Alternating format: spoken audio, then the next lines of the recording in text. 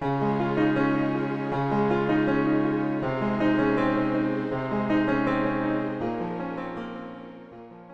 আলাইকুম, আমি ডক্টর নিয়াজটি পারভিন, অধ্যাপক ও বিভাগীয় প্রধান, Marks medical college, Mirpur, popular diagnostic centre.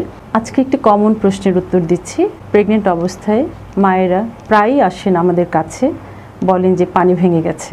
আসলে পানি ভেঙে যাওয়া একটা মায়েদের প্রায় 10% মায়েদের এই সমস্যাটা হতে পারে। তো কিছু কিছু মায়েরা আছে যাদের পানি ভাঙার একটা টেন্ডেন্সি থাকে, যেমন তাদের পানিটা যদি বেসিক্যালি বেশি থাকে, অথবা যারা টুইন প্রেগনেন্সি আছে বা যারা ইল হেলথ তাদের রিস্ক থাকে, অথবা যাদের আগে পানি ভেঙে গিয়েছে। মেডিকেল টার্মে আমরা এই কন্ডিশনটাকে বলে থাকি প্রম। এবং এই প্রম সাধারণত দেখা যায় যে লেবার পেন শুরু হওয়ার আগে হয়ে থাকে, এবং এটা যদি 7 মাস থেকে লেবার পেন শুরু হওয়ার আগে যে কোনো সময় হতে পারে। লেবার পেন একটা বাচ্চা ম্যাচিউর হওয়ার পর থেকে লেবার পেন শুরু হওয়ার আগে যদি হয়, দ্যাট ইজ 37 উইক্সের পরে হলে একরকম তার ট্রিটমেন্ট, আবার যদি 28 উইক্স থেকে 37 হয় তাহলে একরকম, আবার পানি ভেঙে যেয়ে যদি 24 ঘন্টা বেশি থাকে তাহলে সেটার একরকম চিকিৎসা। আর মাকে বুঝতে হবে যে পানি ভেঙে যেটা গেছে সেটা দুভাবে হতে পারে। একটা হলো হঠাৎ করে মা দেখতে পেয়েছেন যে ঝুপ করে তার অনেকগুলো পানি ভেঙে গিয়েছে, সেটা মায়ের বুঝতে কোনো অসুবিধা হয় না। আবার অনেক সময় মায়েরা আমাদের কাছে আসেন যে একটু একটু করে পানি ভেঙে যাচ্ছে, লিকিং।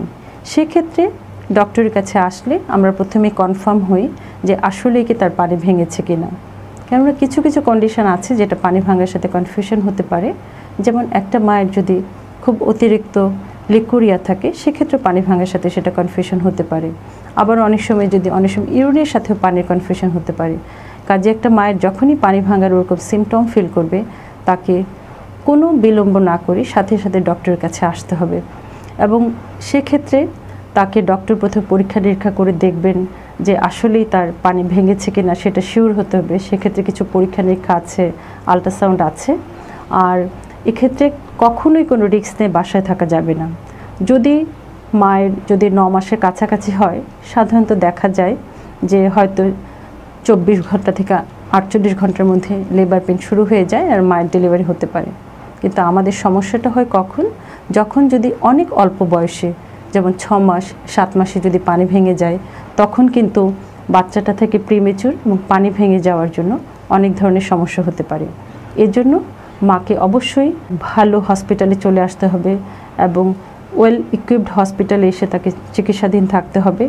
অনেক সময় দেখা যায় 7 মাস 8 মাসে বেবি ডেলিভারি হয়ে গেলে তখন বাচ্চার লাং ম্যাচুরিটি হয় না।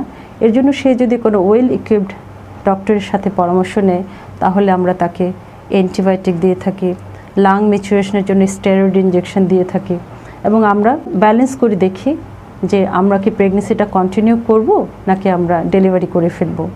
কন্টিনিউ করার প্রবলেম হচ্ছে এটা ইনফেকশন হতে পারে, আর যদি আমরা ডেলিভারি করে ফেলি সেক্ষেত্রে একটা রিস্ক থাকে যে বাচ্চাটা প্রিমেচুর হতে পারে। কাজে দুটো ব্যালেন্স করে সেটা চলতে হবে। আর সবচেয়ে বড় কথা হচ্ছে মাকে যাতে এগুলোর যে রিস্ক ফ্যাক্টর আছে সেগুলো যাতে অ্যাভয়েড করে চলা যায়। যেমন যদি মায়ের কোনো ইনফেকশন থাকে, সেক্ষেত্রে কিন্তু এই প্রম হওয়ার একটা পসিবিলিটি থাকে। কাজে মাকে নিয়মিত অ্যান্টিনেটাল চেকআপে যে গর্ভকালীন যে চিকিৎসা সেটা নিতে হবে, যাতে কোনো ইনফেকশন থাকলে আগে থেকে সেটা আমরা চিকিৎসা করতে পারি। মায়ের যদি কোনো ইল হেলথ থাকে, আন্ডারওয়েট থাকে, সেগুলোকে কভার করতে হবে এবং নিয়মিতভাবে রেগুলার যে অ্যান্টিনেটাল চেকআপ সেখানে থাকতে হবে।